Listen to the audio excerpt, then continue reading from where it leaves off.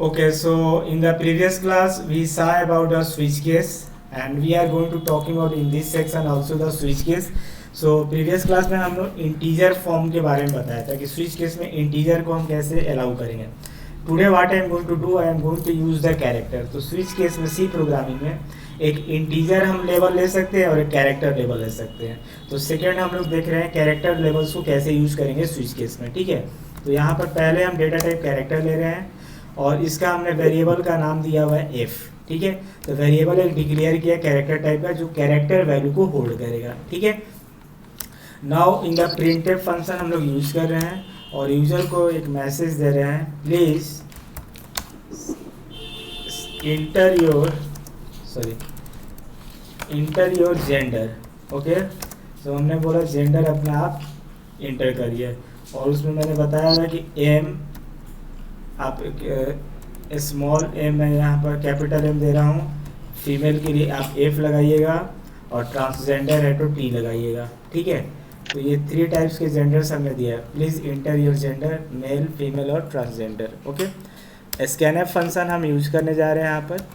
सो scanf function हमने use किया क्योंकि डेटा को हमें रीड करना होगा क्योंकि हमने वेरिएबल यहाँ पर डिक्लेयर किया हुआ है. राइट, सो हमने बोला स्कैनएफ और यहाँ पर हम कैरेक्टर टाइप का डेटा होल्ड कर रहे हैं तो हमें यहाँ पर फॉर्मेट स्पेसिफायर मॉडुलस सी को पास करना होगा. ठीक है, तो मॉडुलस सर डी भी कर सकते हैं. सॉरी, डी भी कर सकते हैं modulus D. No no, this is the character only the pass the format specifier modulus C. Okay, so character के लिए हम लोग मॉडुलस सी यूज करेंगे.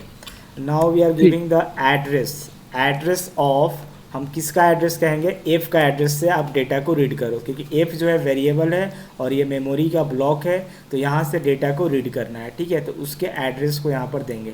तो स्कैनएफ फंक्शन एफ के एड्रेस से डेटा को रीड करेगा, जो भी कीबोर्ड से यूज़र प्रेस करेगा वो डेटा यहाँ पर रीड करेगा. ठीक है, so now scanf function is ready for reading the data from your memory block. तो जो आपने कीबोर्ड से डेटा प्रेस किया वो ब्लॉक में जाकर स्टोर हुआ और ब्लॉक से डेटा को रीड करने के लिए हम लोग स्कैनएफ फंक्शन का यहाँ पर यूज किए हैं. ठीक है, नाउ अभी हम लोग स्विच केस को यूज़ करने जा रहे हैं. तो स्विच हम कीवर्ड यूज करेंगे. ठीक है, और स्विच केस में हमें एक्सप्रेशन पास करना होता है तो हमारा डेटा कहाँ पर होल्ड किया गया है, एप पर होल्ड किया गया है तो यहाँ पर एप पास कर देंगे. ठीक है, now we are giving to that switch case opening and closing braces और यहाँ पर हम लिखेंगे पहले केस. तो एक केस राइट करेंगे और लेबल. तो लेबल यहाँ पर हमारा कैरेक्टर टाइप का है तो हम जब कैरेक्टर हम लिखते हैं तो इस सिंगल कैरेक्टर को सिंगल कोट में डिफाइन करते हैं तो सिंगल कोट यहाँ पर देंगे और कैपिटल एम हम यहाँ पर राइट कर रहे हैं. ठीक है, तो कैपिटल एम हो गया फॉर मेल के लिए. ठीक है, ये लेवल हो गया. यहाँ कॉलम देंगे कंटिन्यू का और इसके नीचे हम स्टेटमेंट लिखने जा रहे हैं. ठीक है, तो हम एक स्टेटमेंट दे रहे हैं, प्रिंटफ फंक्शन को यूज़ करेंगे स्क्रीन पर और वहाँ पर देंगे you are selected, sorry sir C होगा ई के बाद. You are selected. Okay, mail, हमने कहा मेल आपने सेलेक्ट किया हुआ है तो अगर एम उस और इसके बाद हम लोग ब्रेक कीवर्ड को यूज़ करेंगे क्योंकि सिग्नल यहाँ से इमीडिएटली आउट होगा. ठीक है, नेक्स्ट केस हम डाल रहे हैं केस और हमारा जो सिंगल कोट देंगे कैरेक्टर के लिए और यहाँ पर F for female. Okay, continue करेंगे, प्रिंटफ फंक्शन का यूज़ करेंगे because we have to the write the data printf. So we have to the come why is not coming printf function we are going to the use. Now I am going to the say you are selected, right? Female. Selected a female. Okay, so now we have to do this one and it's a stop to this and now break keyword again we are going to the use for we have to the break the signal from here immediately.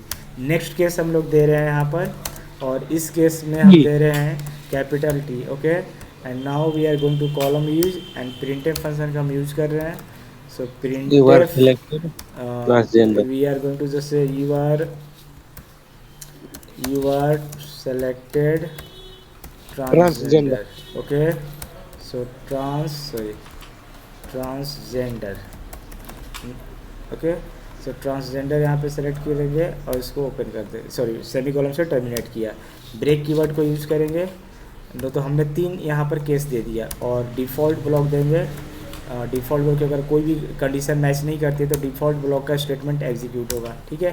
So printf function हम लोग use कर रहे हैं, और printf function में हमने बोला you are not specifying you are not valid, valid है। Right. So now it's stop to this and break keyword को हम लोग यहाँ पर यूज़ करेंगे, ठीक है, इमीडिएटली।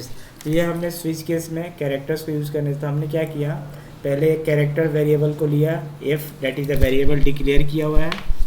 प्रिंटफ फंक्शन हम लोग यूज़ कर रहे हैं, डेटा को बोला मैसेज के लिए यूज़र अपना डेटा इंटर करे, please enter your gender, male female और ट्रांसजेंडर, ओके।